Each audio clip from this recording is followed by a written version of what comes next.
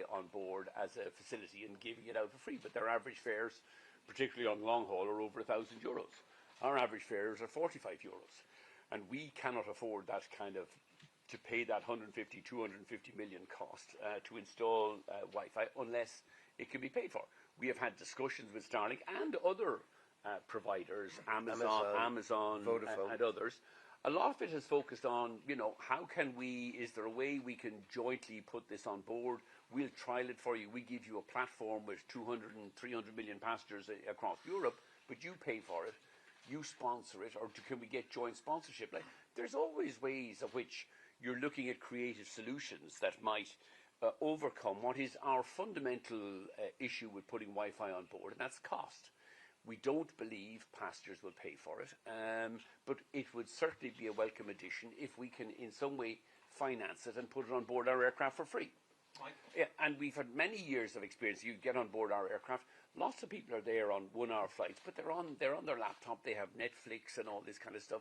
We don't believe there is significant demand on the basis that people would pay for it on 1 hour flights. Sorry. Michael, Stephen Murphy, Sky News. Stephen, you're welcome. On X has now called you an insufferable chimp. Is that kind of rhetoric really insulting to the chimpanzee community? And should anyone take this spat seriously at all? I mean, the share price hasn't moved much. EU regulations prevent him from trying to buy Ryanair in any case. Is this not just a case of two highly successful, publicity-hungry businessmen trading immature barbs at each other to get tons of free publicity? I think that's a very unfair characterisation. I do think it's unfair on chimps. But, it is very good for our bookings. And, if we can prolong these we love these PR spats that drive bookings on Ryanair. I'm sure it does wonders for Elon Musk and his X or whatever subscribers he has on X as well to be fighting with somebody. But, if it's, as long as it doesn't involve safety, and we've never compromised on safety, any of these spats are great for bookings and great for awareness all over Europe. But he's putting humanity on Mars and you're saying he doesn't know anything about aerodynamics. Well, I mean, that's pretty self-evident. His claim is that there is no aerodynamic drag by putting aerials on top of, which comes as a great surprise to both Boeing and Airbus, who have spent literally 100 years refining the aerodynamics of aircraft. I mean, we're fitting little winglets on the side of our, scimitar winglets on the side of the wings of our aircraft at a cost of, a couple of $100,000. But they save about 2 or 3%. They improve. So tiny little amounts of improvements in fuel drag result in very significant fuel savings. But tiny impediments like aerials hanging off aircraft would add to costs. But we're very happy to continue the controversy. I welcome, I welcome the accusation that I'm a chimp. I think it's somewhat unfair on the chimp community, but chimp, as long as it increases Ryanair bookings through January, February and March, it's all good fun and entertainment. Yes, sir. You described X as a cesspit. Yes. In style of Elon Musk, do you think X would be less of a cesspit if it was led by somebody called Ryan? And who would your preference of Ryan's be? Look, I mean, I have very little time. I do believe social media, X in particular, is a cesspit. I'm not a member, never have subscribed, don't participate in it. But I find my personal objection to social media is anonymity. I mean, we have numerous examples of, people being, Simon Harris's family being threatened anonymously on these things. And you go through enormous. I fail to understand why, if you want to put something up on social media, put it up under your own name. And, I hear this nonsense defense, in Iran, they go, well, not in America, not in Europe. Your freedom of speech is protected in the US and in Europe. And I fundamentally disagree. I believe governments should now legislate, both in Europe and in the US, to remove anonymity. Post away to your heart's content, but put it out under your own name. And if you want to slag off politicians, or if you want to, make false claims about safety. I mean, we had this originally earlier on back in the website days. People were posting stuff on anonymous websites claiming that Ryanair was unsafe, and he was a pilot at 23. We went through the Californian courts and found out eventually it was some 17-year-old in Navan sitting in his PJs, making up this stuff. So I would just remove anonymity, and people have freedom of speech, but you have to be responsible for what you say. And I fail to understand why you have things like X And it's not the only social media which protects anonymity, which gives all these keyboard warriors the right. And I think the most recent controversy with Grok, undressing children or undressing women is frankly offensive. I don't understand why governments don't make it illegal. That's nothing to do with freedom of speech. Women and children, and the occasional man, I presume as well, should be protected from not having your images nudified.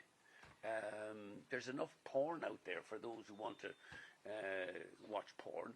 But, I think it is a social media and, things that enable nudification or paedophilia or, child abuse, and there's lots of cases of that, should be outlawed. But the easiest way to do it is remove anonymity.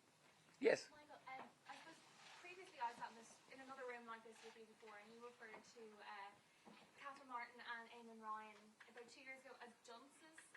You led a big campaign with them having dunce caps on.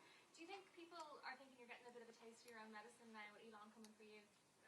I don't think so. I mean, firstly, we were entirely vindicated. Both of them lost their seats at the subsequent election. I think we are now living with the consequences of 5 years of green failure. Road transport, Dublin is the most congested city in Europe. For 5 years with an aviation policy in Ireland that allegedly promotes growth in traffic, tourism and jobs. We had a cap at Dublin Airport. But I think the Irish electorates have had their say and clearly agree with me. I'm not always right, but if somebody wants to have a pop at me, I'm all up for it. Shoot away. As I said, I have 4 teenage children, so there is nothing that Elon Musk can say to me that my teenage kids haven't already said to me. But if it results in a bit more PR for Ryanair or helps us to promote a world-leading seat sale during the dark months, weeks 2, 3 and 4 of January, it's great. I'm more than welcome it. But I'm well able to take my own medicine, so, Well, can I just ask, would you welcome somebody like Elon Musk as a shareholder in the company, and are you calling today on Starlink and Elon Musk to sponsor basically a trial run of the technology on board? And if it was successful, would you consider using it, or is it going to be hard to gauge if people are using it for free? No, firstly, we welcome all shareholders on our share register. Now, obviously, we have an obligation to have a majority to remain EU-owned and controlled. So it would not be possible for Elon Musk, even if he wanted to acquire Ryanair. But I would certainly encourage him to invest in Ryanair. I think it's one of the best airline investments. In fact, I think it's one of the best investments out there. What's the second part of the question, Fergus? Sorry? Just in relation to, are you asking for a trial run basically today?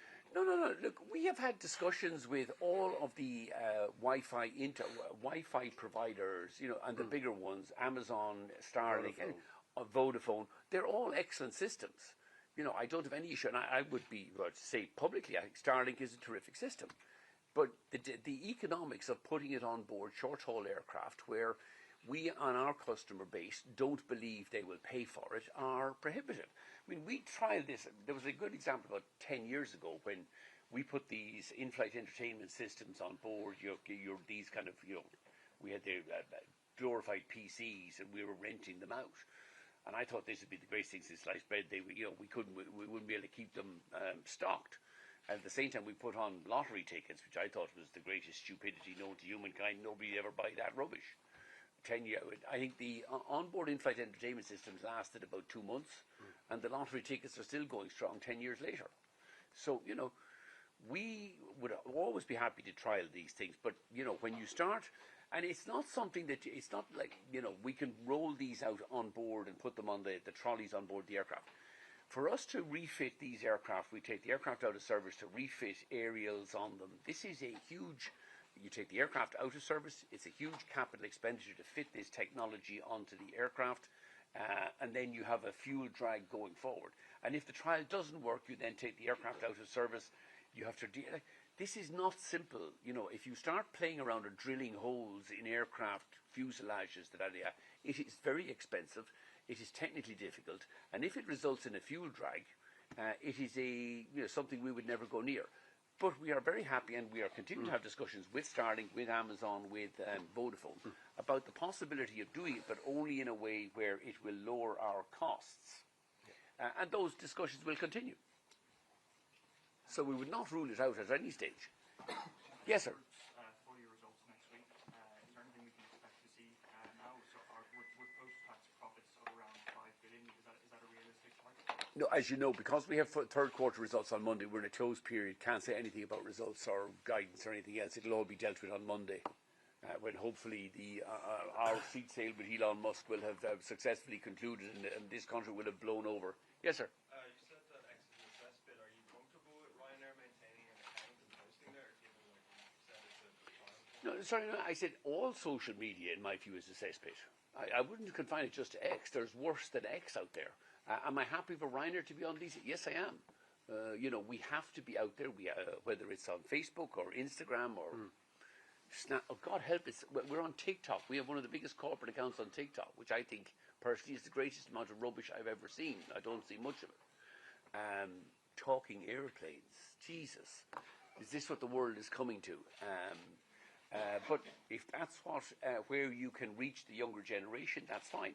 But on all of these sites, we post on Ryanair, we post under our own name. If we say something wrong, we're responsible for it.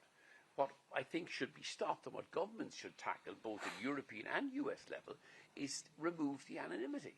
So I have no difficulty with social media as long as everybody's posting on their own names. But I think it's fundamentally wrong that people are out there with all the various scandals, whether it's nudification or child pornography or suicide ideation, whatever that is. Do it under your own name and fine. Then at least you're maintaining and protecting freedom of speech. But stop this thing where keyboard warriors can use anonymity to death threats at politicians. Like, nobody deserves that kind of stuff. Female celebrities who are nudified on these things, they don't deserve that. And we need to have a bit more common sense this day when governments seem to be frozen. Ooh. Now, I'm not surprised our government is frozen because Micheál Martin is useless anyway. With a 20-seat majority, 15 months later, he still hasn't scrapped a stupid cap that he's completely ignored already.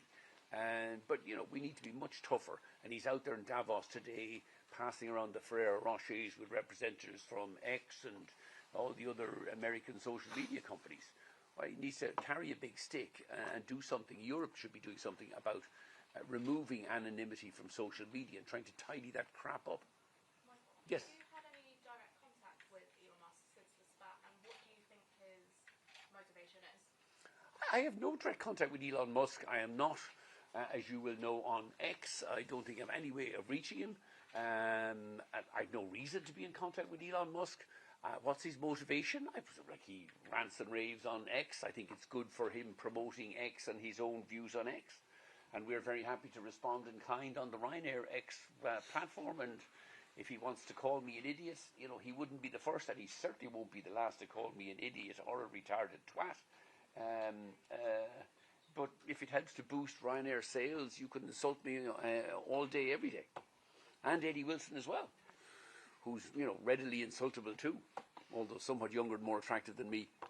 Do you despair for humanity, Michael? No, I am optimistic for humanity, John. We are bringing low-fare air travel to many more millions of European citizens in the next 8 years. Instead of carrying 200 million passengers a year, we'll be carrying 300 million passengers a year, which is one of the great successes of the single market and European Union.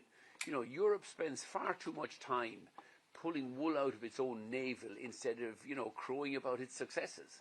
And with the single market in Europe and the deregulation of airline has been one of the stellar success stories of the European Union. In America today, the cheapest airfares are north of $100. We originally started by copying the formula of Southwest Airlines, who had $10 airfares. Last year, their average airfare was about $130. Last year, Ryanair's average airfare was €45. We wiped the floor with American, in terms of competitiveness, with American air travel. Now, America has a lead in AI, America has a lead in IT, but when it comes to air travel, Europe wipes the floor.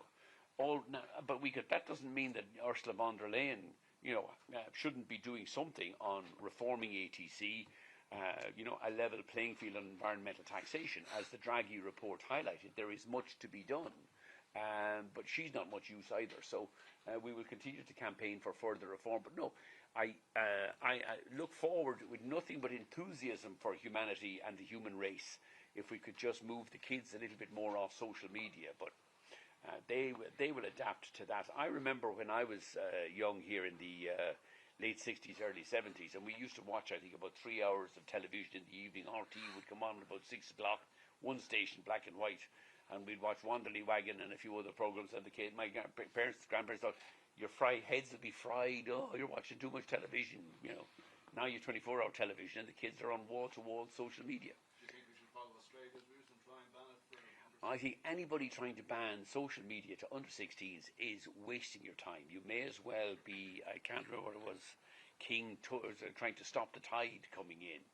You know, 16-year-old kids, 14-year-old kids will wind their way around a ban faster than Ryanair seats are selling out today on today's seat sale.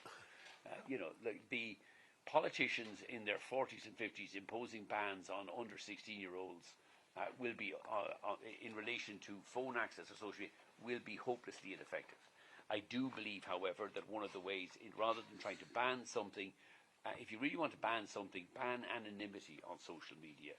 Force people, and all of the internet companies know who's posting, but they should be posting under whatever it is, their own name or their own account names, and it would clean up a lot of the crap on social media. Yes, Connor, sorry, I didn't come back to you. Connor. Is the drag on Starlink worse than the others, or better, or do you have any sense of that? And then, just what's your general thought on Wi-Fi and low-cost carriers? Has anybody cracked it? Do you think somebody will eventually, or probably not? Look, technology will ultimately crack this thing. I'm sure we get to a 6G and an 8G and a 10G eventually, and I have no doubt that instead of putting aerials on the external of the fuselage, we'll be able to fit an aerial in the internal of the front or the rear galley or something, or the baggage hold. Like, technology will ultimately get there. We live in a hyper-connected world, and people will ultimately have free access to Wi-Fi on board short-haul aircraft. So I've no doubt the technology will get there, which is why we continue to be in dialogue with Amazon, with Starlink, with Vodafone on this. It will come. But we cannot see a way at the moment where the model, anybody will pay for, I mean, even if you look at the long-haul airlines, you know, the Lufthansas and the Aer Lingus, big song and dance, but, you know, it's free Wi-Fi access now. I've travelled on Aer Lingus across the Atlantic, and the Wi-Fi access isn't great at the moment anyway. So even if it was free, I'm not sure it would be dramatically improved. But it's coming, and the technology will keep improving. So you're waiting until it doesn't need an external area? We're waiting until, one, we can get it sponsored or guaranteed that it doesn't, or that it becomes some sort of, you know, that it doesn't have a cost penalty for us. And two, we and together with our partners can give it away for free, and then I think people will genuinely use it. I mean, you know, use lots of places where you go to hotels, or you're going through places where, you know, you can have free Wi-Fi access, but they want your email address. Maybe you do something like that, and that gets more people on board with their internet address. And there's lots of ways, but I think ultimately the technology and the commercial agreements will result in free Wi-Fi on board short-haul aircraft as well. Simon, you're very welcome to Dublin. Good morning. We hope you flew Ryanair. I did fly Ryanair. Excellent. That's why I arrived at 10:15. No, that was the... Cancel his return flight, will you? Do you think, inadvertently, that Ryanair might be fueling smartphone addiction, because it's now 3 months since you said you've got to check in with your smartphone? And how's that going? No, I mean, already before we started that in November, we had about 80% of passengers checking on smartphones. That number is now up to about 98, 99%. Yeah. And I hasten to add, the other 1.5% are getting their paper. We're printing the paper boarding pass for them free of charge at the airports, as long as they've checked in online. But no, are we fueling smartphone addictions? I don't think so. Ours are transactional. If people are traveling with us, it's all done online. And you know, we think that is the way of the future. But thank you for flying all the way to Dublin to ask that that's super, really intelligent question. With this big idiot saving and the money that's going to come from it, any plans to maybe purchase a Tesla? To what? Purchase a Tesla. For you to purchase a Tesla? No, absolutely not. I live in Mullingar, 50 miles from Dublin, and my favourite mode of transport is a Landini tractor. So they don't. We're not at the electrification stage yet. Eddie, I think, is the proud owner of a Tesla. No, not a Tesla. Oh, yeah. No, What is it? not an Audi. Oh, I know. There's no support for Elon Musk and his social media website or his electric cars here. Michael, when is your next meeting with X? What? A meeting with X at all? I've never had a meeting. I don't think we've ever had a meeting with X. I mean, we have meetings with Starlink on fitting the aircraft with Wi-Fi.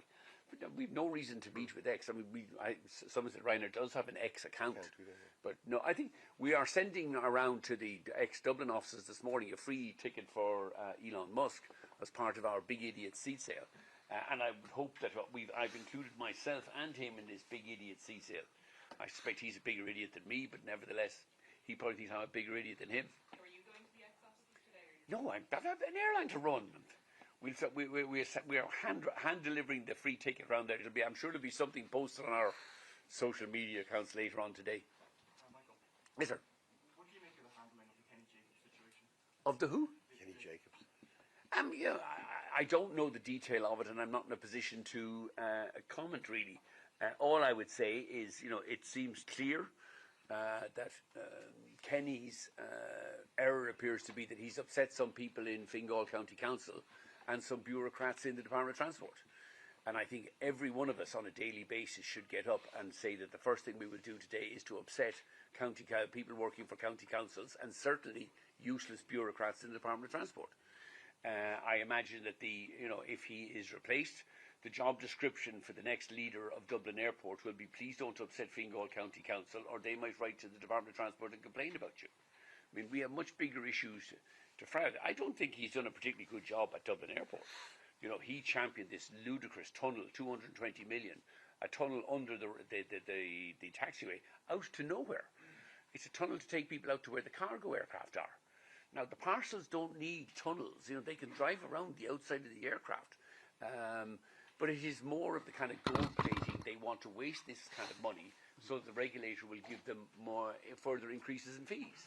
And we live on an island on the periphery of Europe. It is vital that Ireland continues to provide efficient facilities and low fare access on and off this island.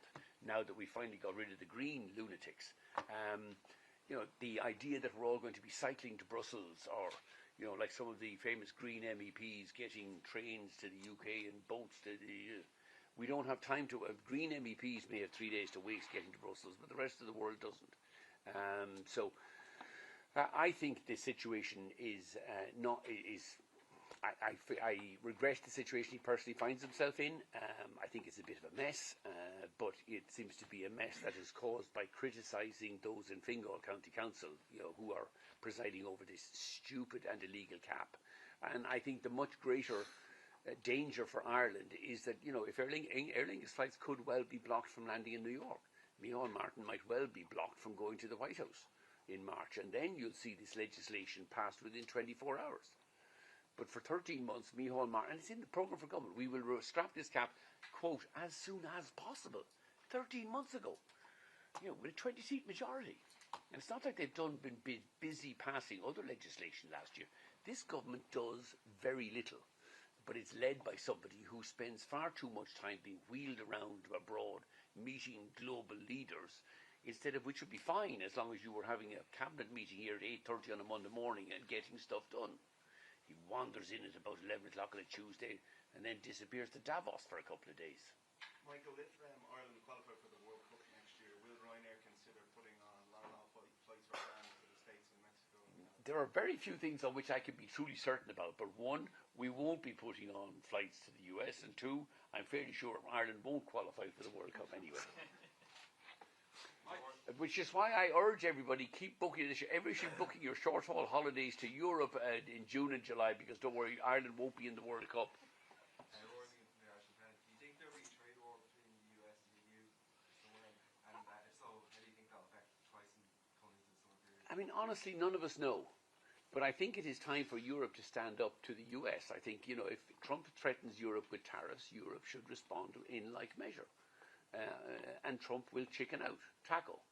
He generally does. Europe is a big, wealthy economy with the second largest trading bloc in the world after the US economy, and Europe needs to get its act together. How do I think it would affect our business? Who knows? And I certainly don't know. But I don't think a trade war would last very long, given the amount of American businesses that are based here in Europe, given the amount that Europe imports from America and vice versa. But we have to have a more belligerent foreign policy towards certainly the Trump administration, and we would hope that eventually common sense will prevail. I mean, I think if you look at Trump, he is, at the end of the day, is interested in doing business. He certainly has midterm elections coming in November. He certainly wants the US economy to be doing well, and I don't think Trump, 8 months out from midterm elections, can afford to have a trade war with Europe. But it is absolutely imperative. I mean, we have all grown up in the 80 years post the Second World War, where thanks to NATO and certainly thanks to free trade, the world is a much wealthier place, and we should continue that. As a big importer of American aircraft, we are the largest investor in American aircraft outside of North America. We own a fleet of 630 Boeing aircraft. We've ordered another 300. They make great aircraft. I am a huge supporter of America. It has done wonders for free trade. It has done wonders for the promotion of democracy. And these things will pass.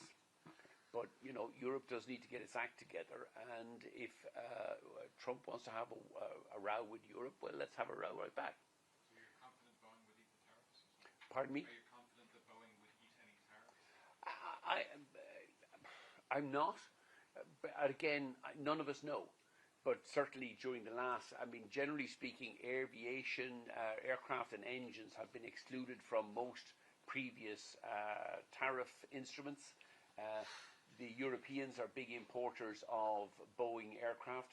The American airlines, particularly on the long-haul side, are big importers of Airbus aircraft. So, if you look at the number of jobs in America, Boeing, GE, the engine side, huge numbers of American jobs depend on aviation exports.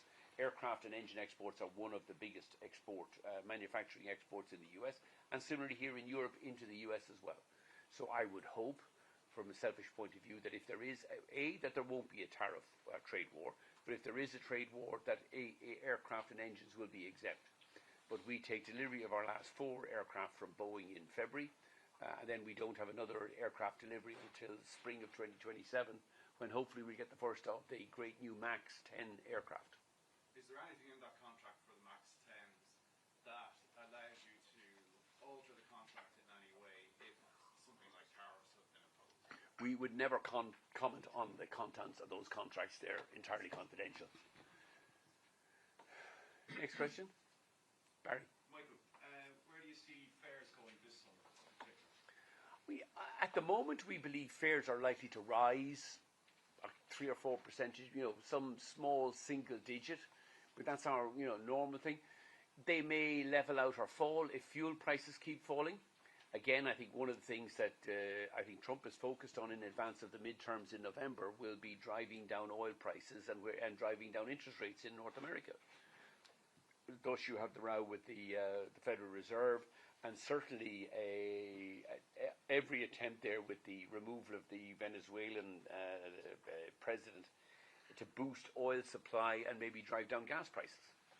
But, that's me merely speculating. If oil prices fall or continue to fall, and there is generally an expectation that of a supply glut this year, then I think a lot of those oil price savings will be passed on in the form of lower fares. But it's hard to tell. The overriding kind of dynamic in Europe at the moment is constrained supply of aircraft, constrained seat supply. Even we this year can only grow, and we're taking 29 aircraft from Boeing this year. We're only going to grow our seat supply by about 3%. So it is very tight. You have most of Europe's Airbus are still going through the Pratt & Whitney engine repairs. So there's very little capacity out there, which is why, again, we urge the Irish government, when drag Micheál Martin back from Davos today, kicking and screaming, and tell them to pass the legislation so that with that spare capacity, we can actually put some growth continue to grow here in Ireland, and continue to grow in Europe. We've been talking about these capacity I know, for about 2 years. Jesus, Barry, we've had COVID and a war in Ukraine. I'm going to buy the tickets. Yeah. Book earlier. There's available at $16.99 as we speak today, but clearly you're not an idiot. No. You wouldn't qualify for this seat sale. Okay. When do you see the capacity constraints easing? I mean, there is all of the indicators at the moment is there will be no easing in capacity or a kind of upturn in capacity above kind of GDP growth before 2030. Both Boeing and Airbus are hugely backlogged on deliveries. And Boeing still has to get the MAX 7 and the MAX 10 certified. They're pretty confident they'll get it certified later this year. And even if they do start those deliveries, with the exception of Ryanair, no other European airline has any significant aircraft orders between now and 2030. Wizz had, but they've delayed and deferred most of them, probably because they can't afford to buy them or there's nowhere to fly them. But there's very little capacity, and there's a backlog of orders.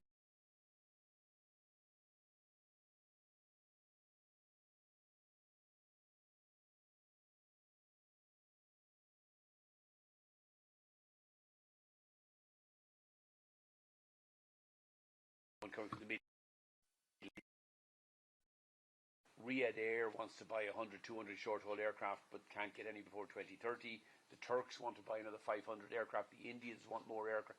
So all of the demand, and the Chinese haven't ordered a Boeing aircraft for about 7 years.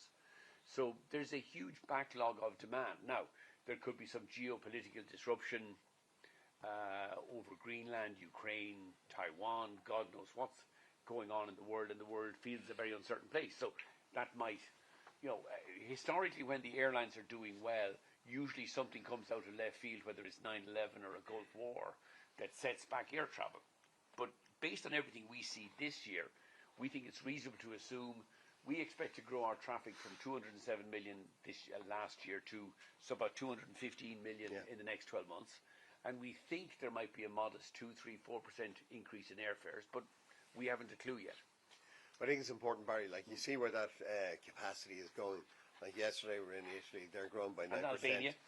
Michael got to go down to Albania yesterday. They're growing by almost 60% this year with Ryanair aircraft, and 9% in Italy, 11% in Morocco, 3% in Spain, and we're going nowhere in Ireland because there's no decision on that cap, and when you have no capacity growth, you're going to have fares rising, I mean, I was down in Tirana in September announcing we're opening a 3-aircraft base in Tirana in March. In September, and the problem in Tirana was they have one terminal building that serves only 8 aircraft. Said it's too small. I think Wizz have 8 aircraft based in Tirana, so you need to double the size of the terminal building. He said, don't worry, we're going to start in September and we'll finish in March. I said, no, you won't. It'll take 2 years, or if you, Micheál Martin, that it could take 3 or 4 years. They start in September. They've already finished the building. I was down there yesterday, again announcing a 4th based aircraft. The building is built. They're just doing the internal fit out, and that could be done in 5 months in Albania, which contrasts with Micheál Martin doing nothing, just to scrap a bloody cap in 13 months. Like, some governments get it and get on with it, and some governments, sadly led by Micheál Do-Nothing Martin, don't get it and do nothing. Simon. Yes. Now, just going back to Elon Musk, you've given him a free Ryanair ticket. Yes. I'm sure he'll be very grateful. Are you going to give him any advice on which airline he should buy? I know it would be inappropriate for us to give him any investment advice. I think he's running polls on X, though, where he's getting lots of advice from lots of idiots on X. As I said publicly, we welcome everybody investing. Anybody who wants to buy shares in Ryanair is free to do so. We're a publicly traded company listed on the European and the US stock exchanges. But a non-European, we would politely and respectfully point out that a non-European cannot acquire or control a European airline. Any else? Michael, John. You've spoken to COMAC before, and given the geopolitical environment and whether that persists for however long that persists, does it get you to thinking at all strategically about, where you need to position yourself in terms of future aircraft orders and possibly reducing your reliance on Boeing if the environment we're in continues and we end up having, longer term tariffs or whatever? Would you align yourself more closely maybe with COMAC and see what they're doing? Would you be interested in placing an order with them? I mean, look, we have previously talked to we signed a design agreement with Comac back around 2014, 2015. The problem and the challenge for Comac is they're producing very few aircraft. Like Boeing is now Boeing are rumoured yesterday to be launching a production line for 737s up in Everett. They've only ever made them in Renton. And that would increase Boeing's monthly production from about 43 aircraft to about 65 aircraft. So Comac last year, I think, built about 60 aircraft in the whole year. And the problem is the more Comac grows, and Comac is doing what the Chinese have always done. They're basically sub-assembling an A320. All of the avionics, all of the engines, all of the really complicated parts are all European. So it's GE engines or Senecma engines. It is Honeywell avionics. It's Collins avionics. So the faster or the more Comac grows its production capacity, the more they draw from the already constrained supply chains for Airbus aircraft here in the US and in America, and in US and Europe. So Comac is not going to come to anybody's rescue before certainly the early or mid-2030s. The aircraft they're making at the moment is only 180 seats, so it's too small for us. I have no doubt, we're placing aircraft orders here. We ordered 300 Boeing MAX 10 aircraft back during COVID. Those deliveries are due to come to us from 2027 to 2034. So we are the best positioned airline in the world for controlled capacity growth and growth of low-fare air traffic for the next decade. Now, there is still an issue with Boeing still needs to get those aircraft certified and delivered, but they're pretty confident, and I think under the new management, certainly led by Stephanie Pope and Kelly Ortenberg, I think Boeing are doing very impressive things in turning the business around. But even if I didn't want to order Boeing, if I went to Airbus today and said, your aircraft are more expensive, but I want to order 100, which I would like to do for the Laudamotion fleet. We have 30 A320s in Laudamotion, but they're coming up to the end of their lease in 28 and 29. Airbus cannot deliver me a narrow-body aircraft or an A320 or 321 until about 2032 or 2033. So there's no aircraft available. So thinking strategically, we're in a very fortunate position to be able to have controlled growth out to 2034. We would certainly need to do another aircraft order in the early 2030s.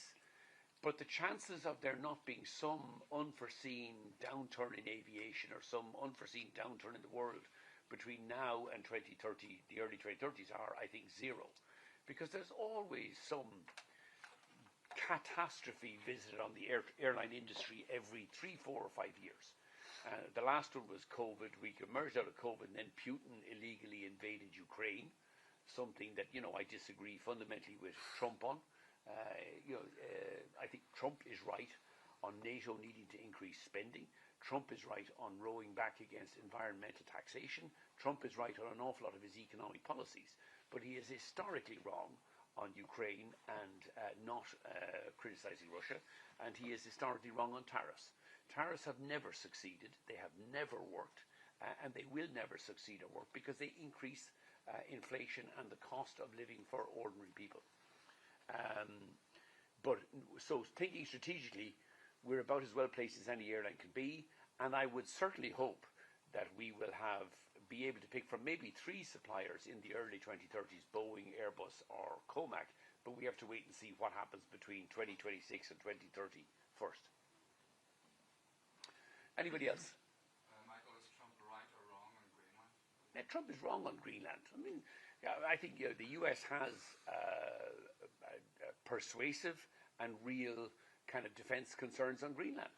But if you have, I think they already reached agreement with Denmark and with Greenland after the Second World War. I think they had 12 or 15 military bases or air bases in Greenland.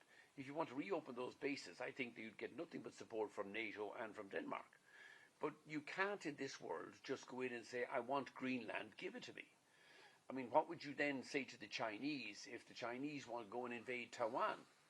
Or what do you say? I mean, well, I think he's already historically wrong on Putin just pushes invades Ukraine in what is clearly an illegal invasion.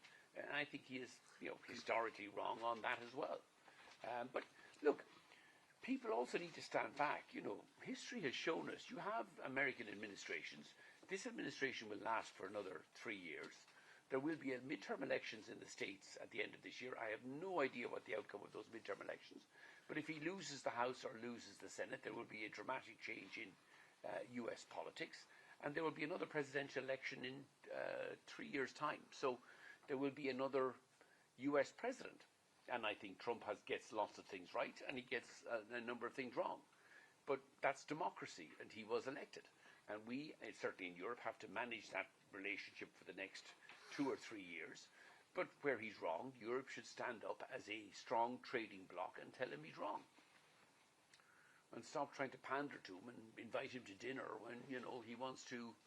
I don't understand why he needs to own Greenland. It's certainly not for some defence or military reasons, because as a member of NATO, and Denmark is a member of NATO, I don't think Denmark or Greenland would have any issue if Trump wanted to reopen those bases in Greenland and invest in Greenland. But you don't need to own it for that. There's been woeful underinvestment in Ireland's military. Do you think there should be significantly more spent on Ireland's military? Should Ireland consider rethinking its neutrality given what's going on in the world? I think Ireland has no option but to, Irish neutrality is a joke. Much beloved of the left-wing lunatics in this country. We are a defenceless island on the periphery of Europe. We are not able to protect either our skies or the seas off our coast. And I think Europe will be running out of patience with Ireland on this. I believe Ireland should be a member of NATO. I think Dev was historically wrong in the 1950s, when we should have joined NATO in 1945 and the late 1940s. We would have developed deep-sea submarine ports off the west coast of Ireland. NATO would have built about 25 airports across Ireland, and we would have far better infrastructure than we've managed on our own. But Dev made the chronic mistake I wanted to be isolationist. Isolationism has never worked. It didn't work in Ireland in the 50s and 60s, didn't work in North Korea. It didn't work in China in the 70s, 80s and 90s either. We live in a world where free trade works. Free trade reduces costs for consumers and increases the wealth of nations, and has done so since Adam Smith wrote his treatise in the 1850s. And Ireland needs to wise up. We need to generate much more revenue, and we do need to significantly increase our defence spending. And I would personally think Ireland should be a member of NATO. I don't know how you can be a member of the European Union and not be a member of NATO, because either we're going to support Europe when it's under threat, as it is currently in Ukraine. If Putin decides he's going to invade the Baltic states or Finland or Poland, what are we going to do? Oh, sorry, we're neutral. We have to come to the aid and support of our European allies, as we should come to the aid and support of our American allies. I have no difficulty with the left-wing loonies whinging about us using Shannon Airport. Shannon Airport benefits significantly from US military, or the US military using Shannon as a stopover point for its troops, etc. And we should encourage that. And anything that annoys the loony left in this country should be actively encouraged. Any other questions? Are your negotiations for your contract, are they moving along? Are they nearly finalised? They are moving along at a glacial pace. We have far more pressing things to deal with. I'm already contracted up to 2028, and there's really not much pressure on me or the board to finalise any new arrangements. Like, we are dealing with things like the price of oil, Boeing delivery delays.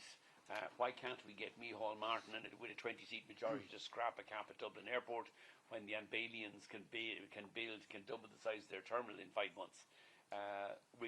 My contract falls way down the list of issues that need to be addressed.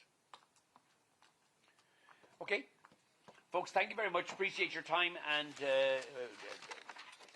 Eddie and myself are available for one-on-ones and or anything else. Emer's going to line up one-on-ones. Thanks very much. Yes. We've done all the photos. You missed it, Jordan. How are you doing? Right, good to see you. Come out a little bit from the screen. No, come on, quick. Yes.